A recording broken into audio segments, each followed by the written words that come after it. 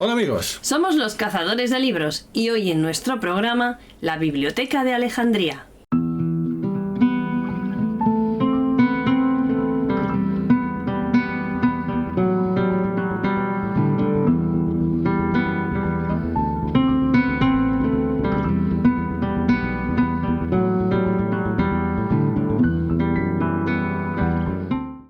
Hemos viajado a la ciudad de Alejandría, en la costa mediterránea de Egipto, para visitar el lugar donde se levantó una de las instituciones más legendarias y misteriosas del mundo antiguo, la Biblioteca de Alejandría. Para comprender su importancia, tenemos que remontarnos a sus orígenes y a la compleja historia que envuelve a esta joya del conocimiento. Pues sí. Cuando hablamos de la Biblioteca de Alejandría, muchas veces nos imaginamos un edificio imponente con estanterías repletas de rollos de papiro y sabios vestidos con túnicas, discutiendo sobre filosofía o matemáticas. Eso es verdad. La realidad histórica es mucho más rica y compleja. Esta biblioteca no fue solo un lugar para guardar libros, sino el núcleo de un proyecto político y cultural que buscaba reunir y dominar todo el saber conocido. Alejandría, la ciudad, fue fundada en el año 331 a.C. por Alejandro Magno, durante su campaña de conquista del Imperio Persa. Está situada muy estratégicamente en la costa mediterránea de Egipto y se convirtió rápidamente en un centro vital para el comercio y la cultura, sobre todo del Mediterráneo. Tras la muerte de Alejandro, en el 323 a.C., su vasto imperio se dividió y uno de sus generales, Ptolomeo I Sóter, que así le llaman, se hizo con el control de Egipto en el año 305 a.C., fundando la dinastía tolemaica. Ptolomeo I y sus sucesores no solo aspiraban a gobernar un territorio, sino también a dominar la cultura, el conocimiento. Por eso impulsaron la creación de este centro del saber, para que llegara a reunir toda la sabiduría del mundo antiguo. Así surge la idea de tener una biblioteca, pero que no era solamente una colección de libros, sino un símbolo político y un instrumento de poder cultural. La biblioteca era parte de lo que se llamaba el Museion de Alejandría. ¿Y qué es este Museion? El Museion es un centro dedicado a las musas, las diosas griegas de las artes y las ciencias, que funcionaba como un instituto de verdad de investigación y enseñanza, y comparable, pues podemos decir, en importancia y función a lo que sería hoy pues una universidad, un centro científico avanzado. Este Museion buscaba atraer a los mejores intelectuales de todo el mundo y así crear y preservar el conocimiento. Ese fue realmente el motivo de su creación. Sin embargo, a pesar de su fama, sabemos que su historia está llena de incógnitas, como su ubicación exacta, que sigue también siendo un misterio arqueológico. Sí, es verdad. Es que ahí has puesto tú el dedo un poquito en la llaga. La historia de la Biblioteca de Alejandría es ante todo la historia de un proyecto largo y complejo. Su creación fue un proceso que se desarrolló a lo largo de varias décadas y bajo el patrocinio de varios gobernantes. El papel decisivo en la consolidación de la biblioteca recae principalmente en Ptolomeo II, al que llamaban Filadelfo, que reinó entre el 283 y el 243 a.C. Bueno, era el segundo y por lo tanto era el hijo de Ptolomeo I, el que ha comentado Sóter, que ha comentado Lourdes, ¿no? Fue él quien, con la ayuda de un filósofo muy conocido de la época y un estadista ateniense llamado Demetrio de Falero, que había sido gobernador de Atenas y se exilió en Alejandría, el que impulsó, y esto tenerlo en cuenta, el diseño y la estructuración de esta gran empresa cultural. Por cierto, por eso luego hubo un cierto antagonismo yo creo que hubo hay un poco como de rescoldo de estar en contra de Atenas y de crear un mundo cultural más fuerte, más importante que la propia Atenas, ¿no? Pero bueno, el Museion albergaba la biblioteca, como ya hemos comentado, y funcionaba como un centro de investigación donde trabajaban, atentos, porque es que esto parecía un centro eso de Silicon Valley. Es que trabajaban matemáticos, astrónomos, poetas, filólogos y científicos. La política para adquirir nuevos textos, que esto es muy curioso, al tanto, veréis, que serían equivalentes en los textos, bueno, aunque eran papiros, pero serían equivalentes a los libros en nuestro mundo actual, era muy activa y un tanto, diría yo, aprovechada, bueno, o estratégica. Ellos decían estratégica, pero yo creo que aprovechada. Porque se sabe que requisaban todos los libros y pergaminos que llegaban a Alejandría, especialmente a través del puerto, que era la entrada natural hacia este país, ¿no? Que era uno de los más importantes, por cierto, del Mediterráneo. O sea que daros cuenta qué fácil es así hacer una biblioteca. Si nosotros requisáramos todos los libros que llegan a nuestro barrio, pues tendríamos 5 casas llenas de libros, ¿sí? Por lo menos. Una de las prácticas más controvertidas es esta, ¿no? Que era la de confiscar los libros de los barcos que atracaban en Alejandría, que ellos decían que era para copiarlos, ¿vale? Es verdad, las copias se copiaban, se devolvían a sus dueños, aunque bien es sabido y se sabe y se sospecha que aunque en muchos casos se cree que los originales al final, pues no se sabe por qué seguían permaneciendo en la biblioteca.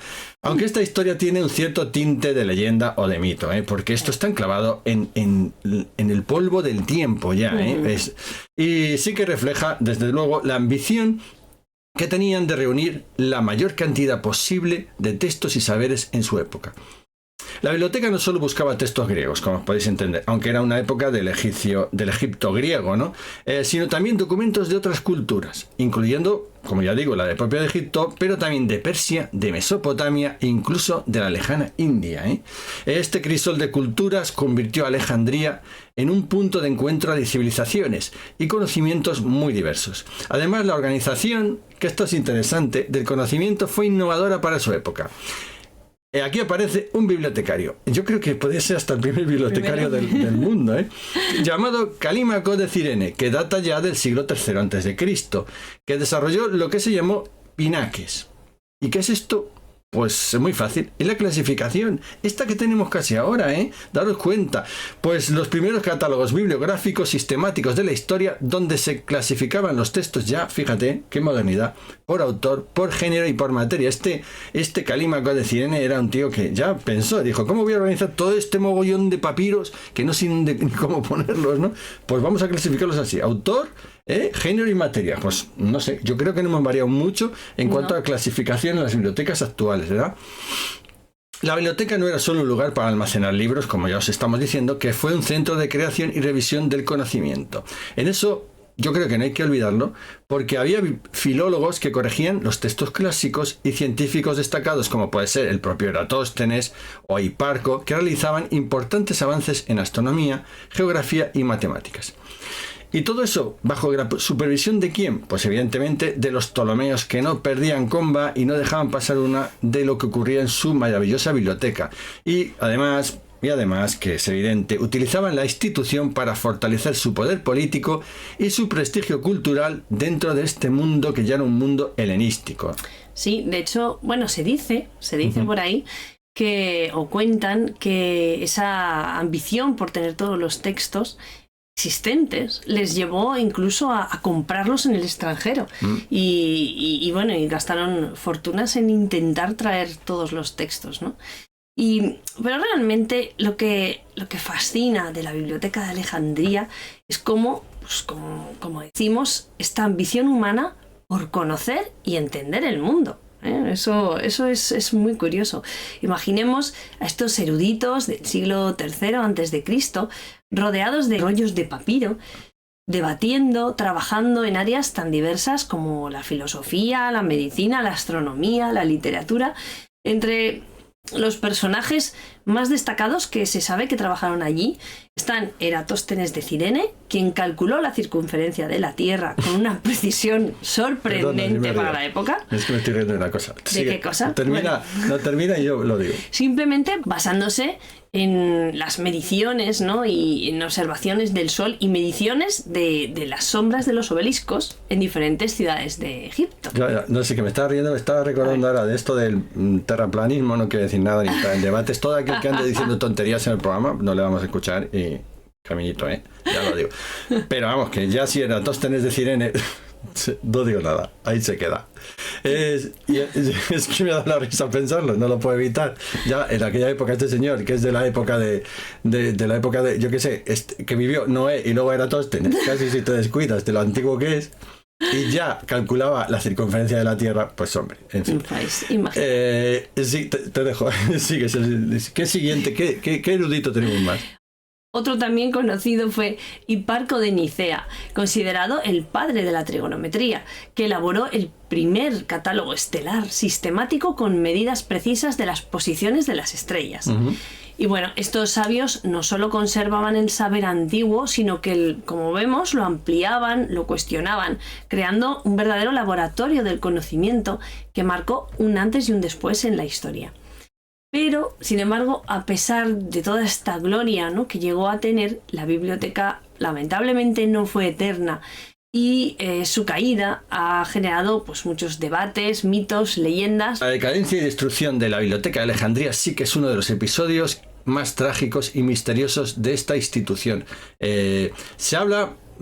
aunque todo es mucho, hay mucha leyenda aquí, y mucho misterio y mucha especulación, vamos a poner algunos puntos, por lo menos dar algunas hipótesis muy probables, ¿no? Se habla en primer lugar, por ejemplo, que durante la guerra civil en el año 48 a.C., cuando Julio César sitió Alejandría y su ejército incendió parte del puerto, que bruto era Julio César, de todas maneras, que pudo, pues efectivamente, yo creo que sí, no sé tú qué opinas, yo creo que pudo haber afectado a la biblioteca y sobre todo o a los almacenes que eran colindantes a la propia biblioteca. Es muy probable, porque sí. En aquella época un incendio, pues como ahora casi, pero en aquella época por los materiales que había más todavía, se propagaba a una velocidad pasmosa, sobre todo entre aquellas calles estrechas que formaban la Alejandría antigua o de la época de los Ptolomeos.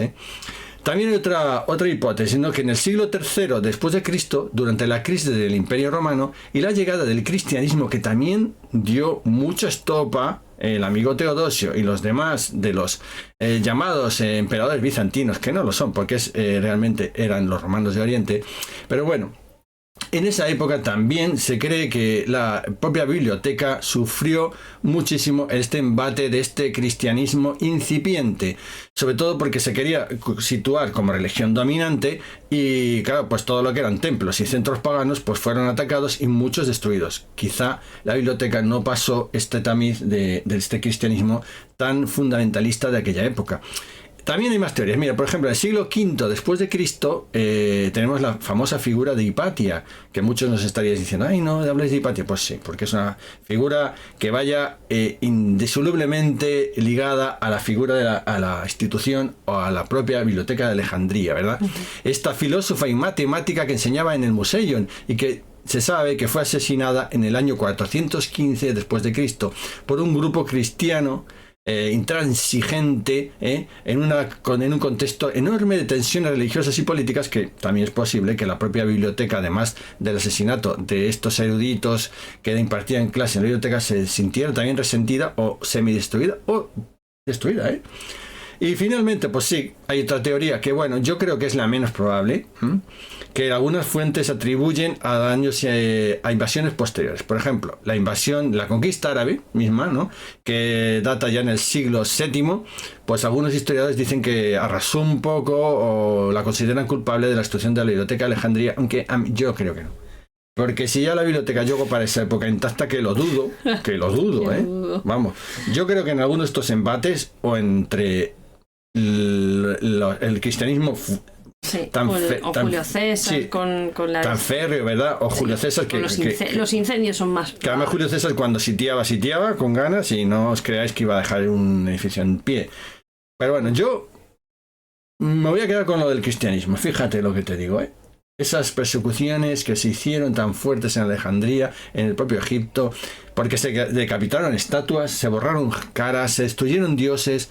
En fin, todo lo que olía a Egipto antiguo o pagano se destruyó. No sé, me creo yo que la biblioteca andaba ahí en el medio y no sobrevivió muy bien, aunque se intentaron rescatar mucho de los documentos y esconder, que también se dice, para volverla a reflotar la propia biblioteca. Bueno, en fin, que las fuentes históricas, como bien sabe todo el mundo, son escasas y muy contradictorias, por lo que la verdad es probablemente que la biblioteca también puede ser que se fuera deteriorando y perdiendo su colección en varios momentos a lo largo de varios siglos, Aunque Alejandría dejó de ser el centro cultural que fue, cosa que es una pena, otros centros de conocimiento como Bizancio y en el mundo árabe continuaron. En parte con el legado intelectual que nació allí. Sí, fíjate, esta fue la célula de la cual creció, yo creo que en Bizancio y en el mundo árabe, hasta llegar a nuestra Al-Ándalus. ¿No? Fíjate lo que te digo. O sea, aquí nace esta llama que ilumina un poco este panorama cultural de esta zona del Mediterráneo, ¿no? Por eso, más que un evento concreto, en mi opinión, la pérdida de la biblioteca simboliza el proceso histórico de transmisión y transformación del saber, con sus luces, claro, y sus sombras, como todo lo que ocurre en la historia, ¿verdad, Lourdes? Sí, porque pensar en la Biblioteca de Alejandría es también reflexionar sobre esa idea misma de preservar la memoria colectiva. Hoy en día vivimos en la era digital, donde la información se multiplica a una velocidad vertiginosa, se almacena en redes globales, ¿no? Que sea pues la nube y así, y esto pues nos va a plantear nuevos desafíos para poder preservar, organizar y garantizar el acceso al conocimiento, bueno, guardando todo este conocimiento que se está produciendo, recordándonos esa importancia que tuvo, ¿no? que tenemos que aprender de la historia, de lo que ocurrió con la Biblioteca de Alejandría. La biblioteca nos recuerda que no basta con acumular datos, que es esencial cuidar y transmitir el saber de generación en generación. Y además también simboliza la diversidad cultural, es verdad. Porque no solo contenía obras en griego, sino también textos de Egipto, Persia, India y más allá. O sea, todos podían convivir y todos científicos o filósofos, ¿no? Discutían y hablaban y realmente engordaban este conocimiento. Era un espacio de diálogo intercultural, algo que hoy, en un mundo globalizado, que a veces, aunque estemos globalizados, no estamos más bien fragmentados, sí, es verdad. Nos invita a valorar también esta pluralidad que hay de perspectivas, buscar entendimiento común a través del conocimiento y el aprendizaje.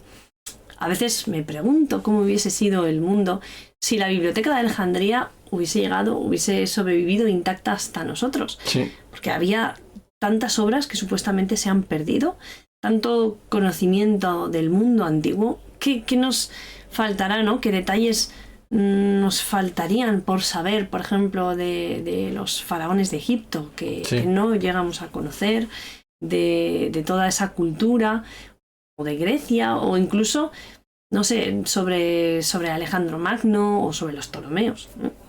Y imaginar estos miles de papiros, de manuscritos, tratados científicos, obras filosóficas y mapas antiguos preservados nos hace pensar en un salto enorme que tuvo ese desarrollo del conocimiento humano en la época.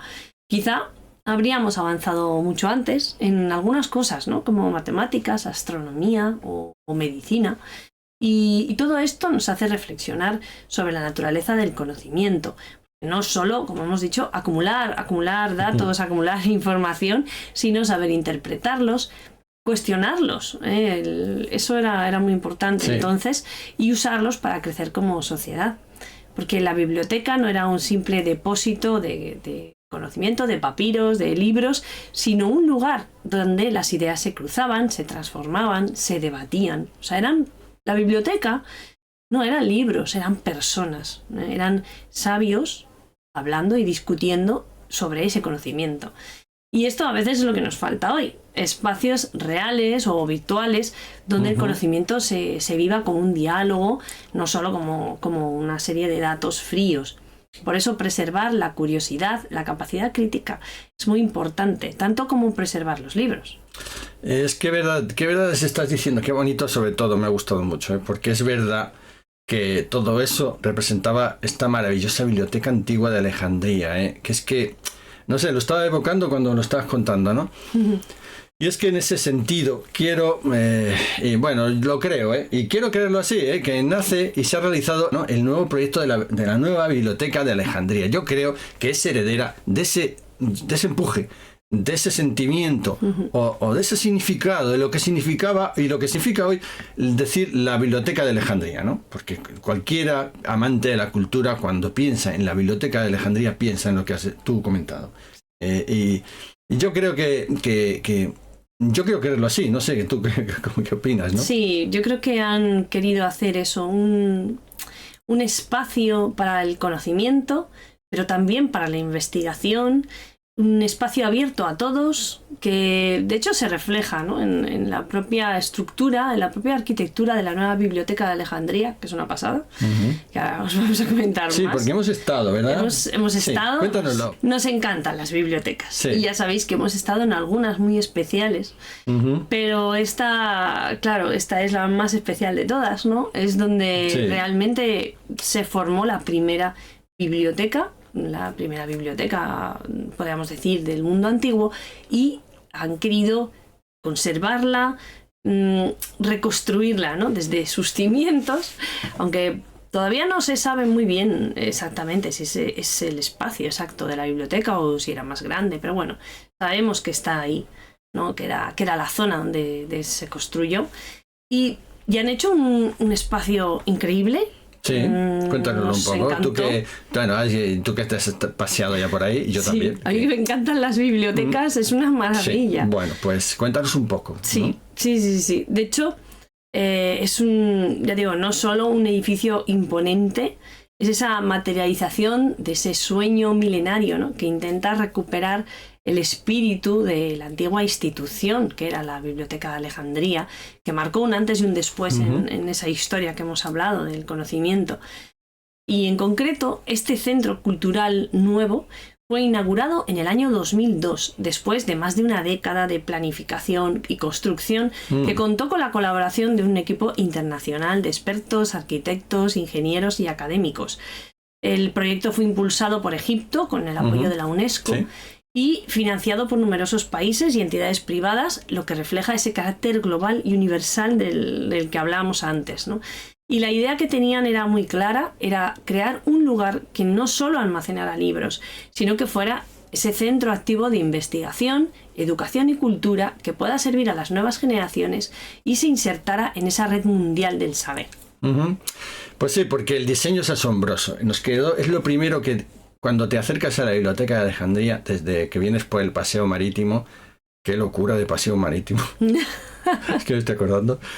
Sí, porque mira, los egipcios tienen muchos dones y muchas virtudes, pero no es la conducción una de ellas, ¿verdad, Lourdes? Yo creo, bueno. Pero bueno, según te acercas paseando por el paseo marítimo precioso de esa Alejandría con sabor a lo antiguo, a la Belle Époque, a la época de Agatha Christie casi, ¿no?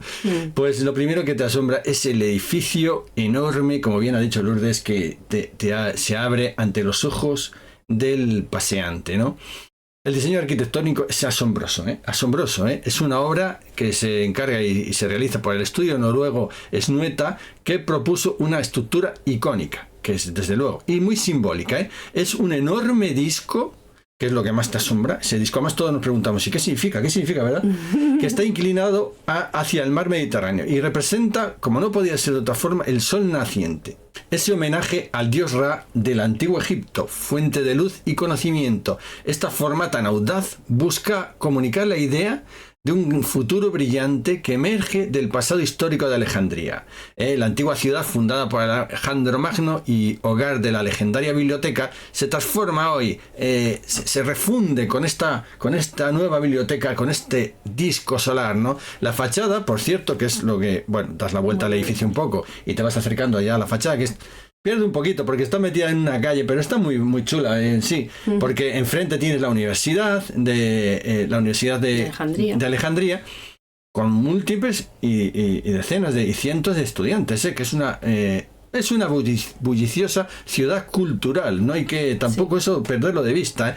Pues esta fachada, que es lo que más te asombra, porque está llena de caracteres, que todos nos quedamos con el cuello y la vista mirando hacia arriba, ¿verdad, Lourdes? Y nos preguntamos qué es esto. Letras en múltiples alfabetos y lenguas de todo el mundo, desde el griego y el árabe hasta el chino, el hebreo y el hindi. Este es un manifiesto, evidentemente, visual de la diversidad cultural y lingüística. Un recordatorio muy, pero precioso, de verdad, lleno de intensidad, de que el conocimiento es patrimonio común de toda la humanidad. El edificio tiene Bueno, por deciros así algún dato, porque es grande, yo creo que es una de las grandes bibliotecas del mundo ahora. Sí. Es enorme, pues tiene unos 70.000 metros cuadrados distribuidos en varios niveles de biblioteca, bastantes, ¿verdad? Y el diseño combina modernidad y respeto por el entorno histórico y natural. Está, yo creo, bastante bien integrada y le da un toque de modernidad muy grande, ¿no? Con un enfoque, pues hombre, como siempre, muy sostenible y buscando la iluminación natural y que conservar la ausencia del calor, porque Alejandría pues, es una ciudad que a veces es como una parrilla. En fin, pues todo el edificio, yo creo, la estructura, pues lo consigue, ¿verdad? Sí. Y de hecho, como vemos, aquí en la sala de lectura principal pueden acomodarse unas 2.000 personas a la vez, todas rodeadas por estanterías de madera clara y un techo que filtra la luz del sol para evitar daños a los libros y proporcionar un ambiente sereno y propicio para el estudio. Sí que es verdad que notas esa paz que tienen todas las bibliotecas. Te hubieras quedado. Me hubiera quedado. Es que casi allí. Yo la dije, pero vamos, si te hubiera quedado, estudia cualquier cosa. Sí, además muy moderna. Había muchísimas mesas con ordenadores, la gente estudiando, había muchos estudiantes en la biblioteca y eso siempre gusta, ¿no? Que la utilice la gente, que veas a los estudiantes ahí. Verdad. Es siempre una alegría, ¿no? Y también con esa altura que tiene del techo, con esas columnas que nos quieren hacer recordar los templos faraónicos. Sí, es verdad. Es espectacular. Es espectacular. La ves desde arriba, que como estáis viendo, también o hemos visto las imágenes, y vas desde arriba descendiendo los diferentes niveles y es increíble, ¿no? Y bueno, realmente, además, esta biblioteca es más que una simple sala de lectura. Sí, eso porque, no hay que olvidarlo. Claro, dispone de muchas áreas especializadas, como un centro de conservación de manuscritos raros, que contiene documentos únicos. Intentamos verles, pero es que estaba cerrado. Está cerrado.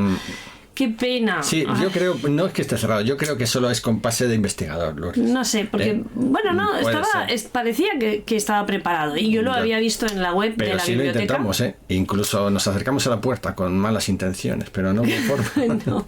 Bueno, son exposiciones, hay veces que igual no las tienen abiertas al mismo tiempo, ni los mismos días, entonces, bueno, es casualidad, pero había muchas exposiciones. Sí que vimos, mira, os vamos enseñando, ¿no? Sí, ahora os enseñamos y, bueno, aparte, pues eso, que tiene documentos pues muy valiosos, ¿no?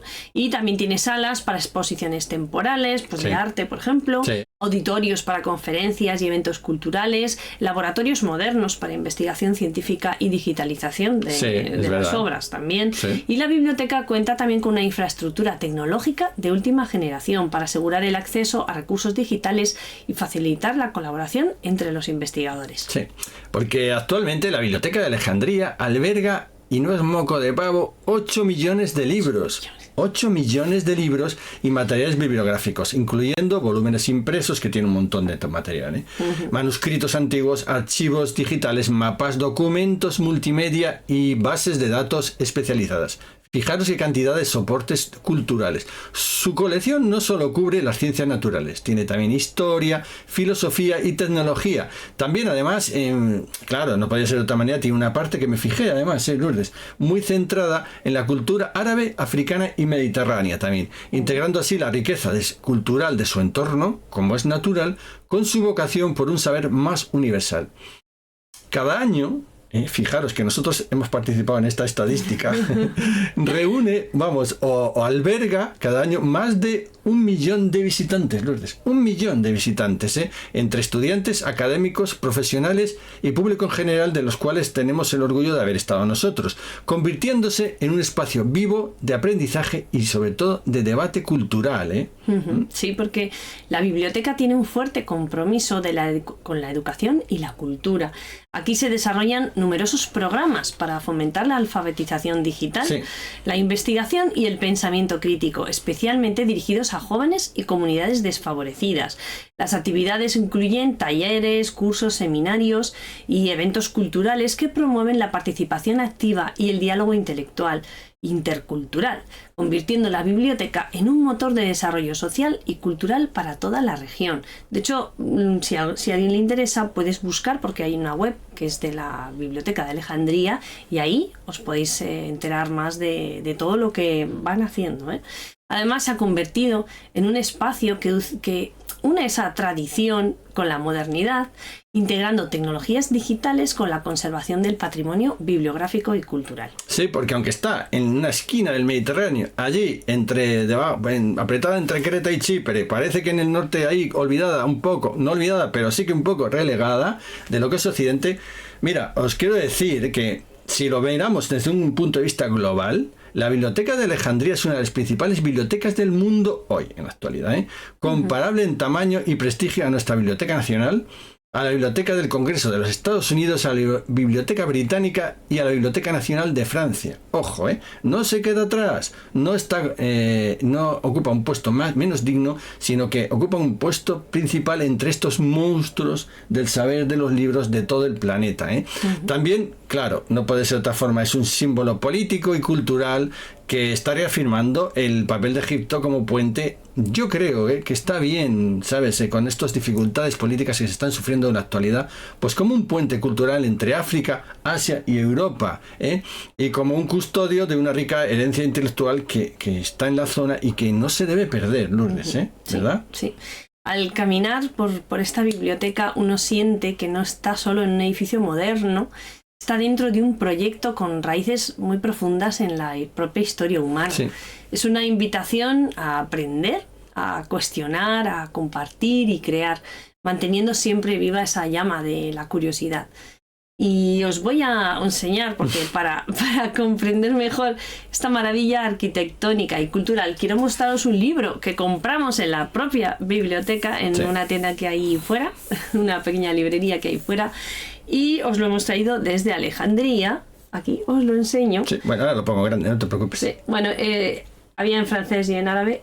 Entonces, bueno, decir que Lourdes está esforzándose por aprender árabe, porque tiene ese talento para los idiomas, y cuando se tiene un talento hay que desarrollarlo. Eso es así. Es verdad. Pero sí que es verdad que en francés nos apañamos un poco mejor de momento, ¿verdad? Sí. Se titula Un bâtiment de repère, reflexión sur l'architecture de la Biblioteca Alexandrina.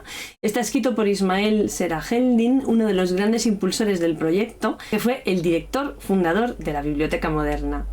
Y os voy a enseñar un poco. Y ya estáis viendo las fotos del interior del libro. En estas páginas podemos apreciar los planos arquitectónicos que reflejan cómo cada detalle fue pensado para integrar funcionalidad, simbolismo y respeto por el entorno. La inclinación del disco, por ejemplo, no es solo estética, está orientada para captar la luz natural, optimizar el ahorro energético y crear una atmósfera inspiradora para los visitantes. También se diseñaron espacios flexibles que pueden adaptarse a diversas necesidades culturales y científicas, desde exposiciones temporales hasta actividades educativas y de investigación avanzada. Además, estas imágenes nos revelan la riqueza visual del interior, estanterías cuidadas, espacios abiertos para la interacción, áreas especializadas para colecciones raras y tecnología puntera para preservar y difundir el conocimiento.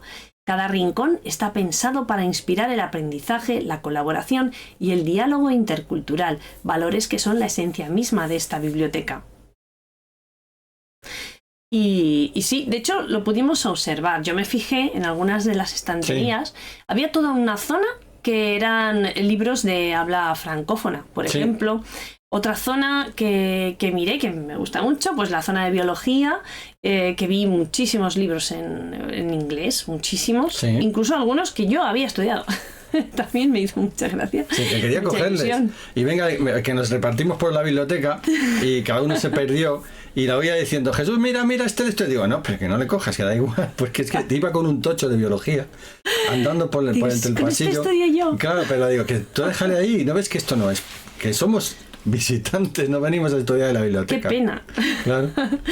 Y bueno, este libro nos invita a entender que la Biblioteca de Alejandría es más que un edificio, es un símbolo vivo de la cultura humana, un faro, como el faro de Alejandría. Sí, es verdad. Me gusta decirlo así porque hay que recordar que muy cerca de ella, de la biblioteca, al otro lado como de la bahía de Alejandría, el faro de Alejandría iluminó el Mediterráneo, ese famoso faro que fue una de las 7 maravillas del mundo antiguo. Y así debe iluminar esta biblioteca el camino del saber y la convivencia pacífica entre culturas. Sí, es verdad, porque es una de las maravillas modernas de la arquitectura, pero también de la cultura actual, ¿verdad? Bueno, pues hasta aquí ya llegamos al final del programa, no nos vamos a enrollar más, pero sí que es verdad que hemos venido, todavía tenemos un poco el maravilloso sol egipcio en los ojos, deslumbrados por la cultura milenaria, pero también con muy buena sensación por la moderna biblioteca que los egipcios han construido en Alejandría. ¿Tú qué sentiste? ¿Qué te ha parecido? Así como resumen un poco del programa ya, ¿qué te ha parecido esta biblioteca? ¿Te ha gustado? ¿No te ha gustado? ¿Te ha parecido? ¿Qué te ha parecido? Yo me hubiese quedado allí mucho más tiempo. En la biblioteca. Ya tenías carnet de estudiante tú ya. Ya no te da el carnet de estudiante. Qué pena, no me da el carnet de estudiante. Claro, no, bueno, pues sí, la verdad que me gustó. Como siempre, es que a mí todas las bibliotecas me gustan. Sí. No sé, me resultan un espacio de paz, de tranquilidad, para reflexionar. Me pareció muy moderna, al nivel, como hemos dicho, es que yo estoy seguro, Nosotros hemos estado en la Biblioteca Británica y no sé cuál me gusta más, Yo creo que me gusta más la de Alejandría por su diseño tan bonito, tan revolucionario. Sí. También en medio, porque tú vas descendiendo los niveles, que lo veréis un poco en las imágenes, ¿no? Y justo en el centro hay una recopilación pues de objetos, de prensas antiguas. A nosotros que nos gusta tanto lo que es la edición de los libros, hay incluso algunos bloques que tienen de piedra para hacer estas imágenes. Sí, litografías. De litografía, sí. ¿No? Unos ejemplos que tienen allí. Entonces, bueno, te muestran un poco esa historia, un poco de la imprenta, ¿no? A mí me gustó mucho, y todas esas exposiciones que había. Y como dijo el filósofo y el científico, y lo voy a resumir porque no han sido solo una persona las que han dicho esta frase a lo largo de la historia, solo la cultura nos salvará. Solo la cultura nos salvará. Así que amigos, hemos sido privilegiados visitantes de esta maravilla del mundo actual. Y queríamos contároslo, queríamos traerlo. Sabemos que os gustan mucho igual que a nosotros, las bibliotecas, donde solamente se respira paz y literatura, libros y cultura. Y bueno, pues esperamos que os haya gustado el programa. Ya sabéis, a este momento ya que nos da pena irnos, ¿eh? Sí, es verdad. Siempre lo que os decimos, ¿no? Sí, ya sabéis, si os ha gustado el programa, dadnos un me gusta y suscribíos a nuestro canal. Y podéis tocar la campanilla de notificaciones para que os salgan todos nuestros vídeos. Y es en este momento, sí, mira, se me alcanza a decir, y sí que os lo aconsejo. Respetad, amad y cuidad vuestras bibliotecas, aunque sean pequeñas, aunque sea la pequeña biblioteca de tu pueblo. Es una joya. A lo mejor la fuente es una joya, la estación de autobuses, todo lo que necesita una ciudad o un pueblo es, yo qué sé, el centro de correos, todo eso lo necesita, ¿vale? El centro sanitario. Pero no va a ser nada si no tiene biblioteca. Y esto también es una voz que lanzo a los políticos. No recorten ustedes en cultura, no recorten ustedes en bibliotecas, no recorten ustedes en adquisición de libros, no recorten los presupuestos para las bibliotecas públicas, ¿eh? No lo hagan, porque lo que están haciendo es empobrecer a su pueblo, ¿eh? Y nos están volviendo a retroceder en el tiempo, porque la cultura es la única forma de avanzar en este mundo de hoy. Nada más amigos, espero que os haya gustado. Estos locos cazadores se despiden y nuevas aventuras y nuevas historias como estas os traeremos en las próximas entregas de Los Cazadores de Libros. Adiós. Adiós.